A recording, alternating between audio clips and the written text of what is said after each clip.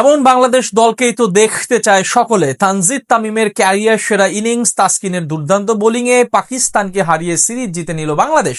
মিরপুরে টান টান উত্তেজনাপূর্ণ ম্যাচে অসাধারণ এক জয় তুলে নিয়ে দীর্ঘ 11 বছর পর ম্যান ইন গ্রিনদের বিপক্ষে সিরিজ জয়ের স্বাদ পেল টিম টাইগার্স।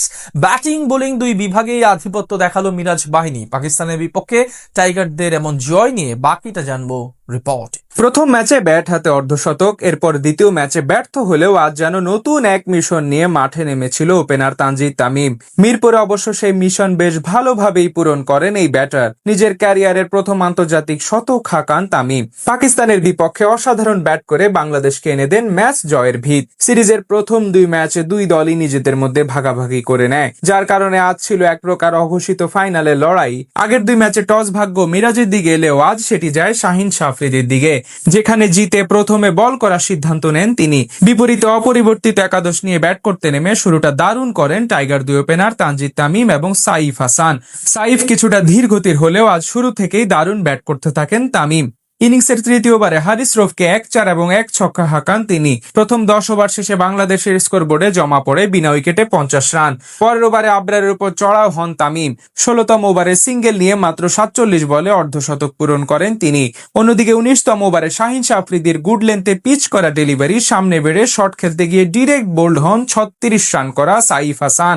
তবে এক প্রান্ত আগলে রেখে নাজমুল হোসেন শান্তকে নিয়ে নতুন করে জুটি গড়েন তামিম। দুজন মিলে ধীরে সুস্থে এগিয়ে যেতে থাকেন, ধীরে ধীরে আরো বেশি আক্রমণাত্মক হতে থাকেন। মাঝে 27 রান করে হারিস রফের বলে শান্ত এলবিডব্লিউ শিকার বনে সাজ গড়ে ফিরলেও খানিক পরে আগা সালমানকে ছক্কা হাঁকিয়ে ক্যারিয়ারের প্রথম আন্তর্জাতিক শতক পূরণ করেন তানজিদ তামিম। এরপর অবশ্য বেশিক্ষণ টিকতে পারেননি তিনি। 7টি 6 এবং 6টি 4-এর সাহায্যে 107 রানের ইনিংস খেলে বিদায় নেন তিনি। এরপর নতুন করে জুটি গড়েন লিটন দাস এবং তাহিদ হৃদয়। দুজনের ব্যাটে ভর করে 250 রানের গন্ডি পার করে টিম টাইগার্স।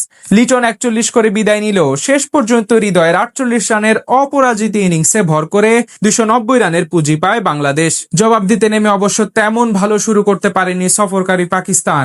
ইনিংসের প্রথম ওভারেই তাসকিনের বাউন্সে পরাস্ত হয়ে উইকেটের পেছনে ক্যাচ দিয়ে বিদায় নেন সাহিবজাদা ফারহান। এদিকে নাহিদ রানার মাথা বরাবর বলে পুল করতে গিয়ে লিটনের হাতে তালুবন্দী হন তরুণ মাঝ সাদাকাত, আর অভিজ্ঞ মোহাম্মদ রিজওয়ানকে ডিরেক্ট বোল্ড করেন তাসকিন আহমেদ। শুরুতে 3 উইকেট হারিয়ে বেশ ভালো চাপে পড়ে পাকিস্তান ক্রিকেট দল।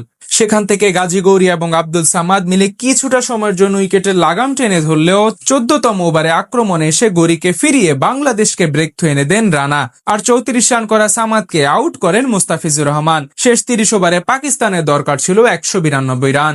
এরপর নতুন করে সালমান আলী আগা এবং সাদ মাসুদ মিলে জুটি গড়েন। তাদের ব্যাটে ভর করে কিছুটা লড়াই করার আভাস দেয় পাকিস্তান ক্রিকেট দল। তবে 38 রান করে অভিষিক্ত মাসুদ বিদায় নেয়ার খানিক পরে তাসকিন তুলে নেন ফাহিম আশরাফের উইকেট। এরপরই ম্যাচ থেকে ছিটকে যায় সফরকারীরা। সালমানের ইনিংস শুধু ব্যবধান কমিয়েছে, অর্থাৎ ম্যাচ জিতে সিরিজ নিজেদের করে নেয় বাংলাদেশ দল।